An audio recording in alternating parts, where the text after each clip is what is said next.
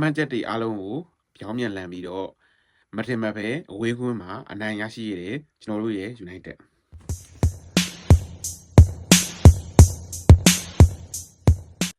မင်္ဂလာပါခင်ဗျာ United ကလေးတွေကကြိုဆိုပါတယ်ဒီဗီဒီယိုလေးကတော့ကျွန်တော်တို့ Crystal Palace နဲ့ United ပွဲမှာကျွန်တော် United အဝေးကွင်းမှာ 1-2 နဲ့အနိုင်ရခဲ့တဲ့ပွဲလေးကိုပွဲပြီးတော့ချိန်လို့ရှင်းတာဖြစ်ပါတယ်ဒီပွဲမှာတော့ကျွန်တော်တို့ထင်ခဲ့သလိုတည်ပဲရမယ်လို့ထင်ခဲ့ပေမဲ့တကယ်ကိုမထင်မှတ်ဖဲနဲ့အနိုင်ရရှိသွားခဲ့ပါတယ်အားလုံးကိုတော့ suspense နေရတဲ့ရသွားတယ်ပေါ့ဗျာပြစ်ဒဏ်မောတွေကနေရသွားတာပြစ်ဒဏ်မောတွေကနေရသွားတာပေါ့နော်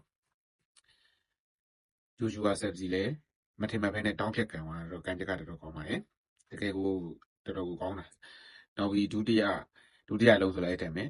ဖာနန်တက်ကမျောပြလိုက်တယ်မီဆန်မောက်ကကန်တယ်တကယ်ကိုကောင်းခဲ့တယ်လို့ပြောမှာပါကျွန်တော်တို့ကစားကွက်တွေကစားပုံတွေကတော့မတိုးတက်ဖို့တော့လိုသေးရပေါ့ထင်သလောက်တော့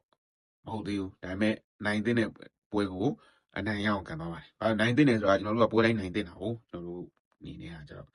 နိုင်တဲ့ပွဲကိုအနိုင်ရအောင်ကန်သွားပါတယ်။အားကြောင့်လို့ကျွန်တော် United အတွက်ဘာဖြစ်ဖြစ်ပြောပါတယ်။တကယ်ကိုပြောပါတယ်။ဘာလို့ဆိုတော့ကျွန်တော်တို့ဘယ်လိုပဲဖြစ်နေဒီနည်းပြမကြိုက်ဘူးပြောကြိုက်တယ်ပြောကစားသမားတွေမကောင်းပြောကောင်းတယ်ပြောကျွန်တော်တို့ကတော့ United ကိုတော့ဆက်အားပေးအောင်ပါဟုတ်။အဲ့တဲ့အတွက်ကြောင့်လို့ကျွန်တော်တို့ကတော့ကစားပုံတွေကတော့လိုအပ်သေးတယ်ပေါ့ဗျာအဲ့လိုပဲပြောအောင်ကစားပုံကစားကွက်တွေကျွန်တော်တို့ကိုရရှိအောင်ဟိုဆိုဒီကိုအပေးယူတွေကနေပေါ့ open play ကနေကိုရရှိအောင်အဲ့ဒါတွေတော့လိုအပ်သေးတာပေါ့တကယ်တော့အဲ့လိုကိုတွေမရသေးဘူးဒီနေ့ပွဲကိုရသွားတယ်နှစ်ကိုကလည်း set speed ဒါပေမဲ့ဟိုဘက်ကလည်းရသွားတယ်ကိုကလည်း penalty ရပါ penalty တော်တော်မနဲ့တာလို့ပြောမှာပေါ့ penalty နှစ်ခါတော့ကန်ရတာပေါ့ကျွန်တော်အဲ့ဒါစီးမြင်ရလည်းမသိဘူးဗျာကျွန်တော်ဟိုမှာနှစ်ချက်ထိပြီးတော့ပယ်လိုက်ပြီးမှန်တာသူတို့ကသူတို့ထိတာဆိုပယ်လိုက်ပြီးမှန်တာကိုသမားလှုပ်တာလည်းမဟုတ်တော့လေကိုသမားလှုပ်ရင်လေဟိုကဖြစ်တယ်ပြန်ကန်ရတယ်ဆိုတော့ကျွန်တော်အဒီပဲနဲ့ကျွန်တော်ကကိုဖြတ်လိုက်ပြီးမှတ်ပြီးတော့မှတော့ပြပြန်ကန်ရတယ်ကဲဘယ်လိုပဲဖြစ်ပါကျွန်တော်နေတဲ့နိုင်ပါတယ်ကျွန်တော်တို့အနေနဲ့တော့ဘယ်လိုအကြောင်းပြချက်နဲ့နိုင်ပြောပါတယ်ဘိုးတွေကိုတော့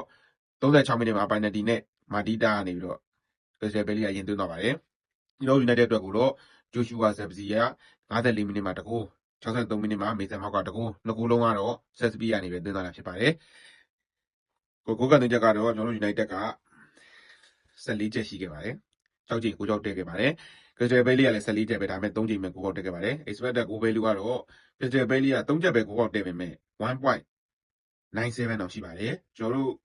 United ကတော့ 1.25 ပဲရှိပါတယ်အဲ့ဒါကိုနှစ်ကိုရခဲ့တာဖြစ်ပါတယ်အခုဆိုရင်ဘာလို့ပဲပြောကျွန်တော်တို့ United ဟာအဆင့်6ကိုတော့ရောက်လာပါပြီ Crystal Palace ရဲ့အထက်အဆင့်6ကိုတော့ရောက်လာပါတယ်ဒါဘယ်လိုပဲဖြစ်ဖြစ်ကျွန်တော်တို့ပြောရမယ့်ပွဲပေါ့လေ21မှတ်နဲ့အဆင့်6ကိုကတော့ပေးကိုကတော့20ရာကို21ကိုနဲ့ပလက်1နဲ့အဆင့်6ကိုတော့ရောက်ရှိနေပါပြီကဲဘယ်လိုထင်ကြလဲကျွန်တော်လိုအပ်ချက်ကလေးတော့ရှိသေးပေမဲ့နိုင်သွားပါတယ်နိုင်တဲ့ပွဲတွေကိုတော့နိုင်ထားမှဖြစ်ပါမယ်လိုအပ်ချက်ကတော့ရှိပါသေးတယ်လိုအပ်ချက်ကတော့ရှိတယ်တော်တော်ကိုရှိတာပါကစားပုံတွေကစားကွက်တွေကတော့ကိုရရှိအောင်တော့ဒီတိုင်းကနေစဉ်းစားလို့ဆွမ်းဆောင်လို့မရသေးဘူးပေါ့ဗျာပြစ်ဒဏ်မောတွေကနေပဲရနေရဆိုတော့ကူညာတို့စစ်စကိုတို့မပါလဲပါမှာပေါ့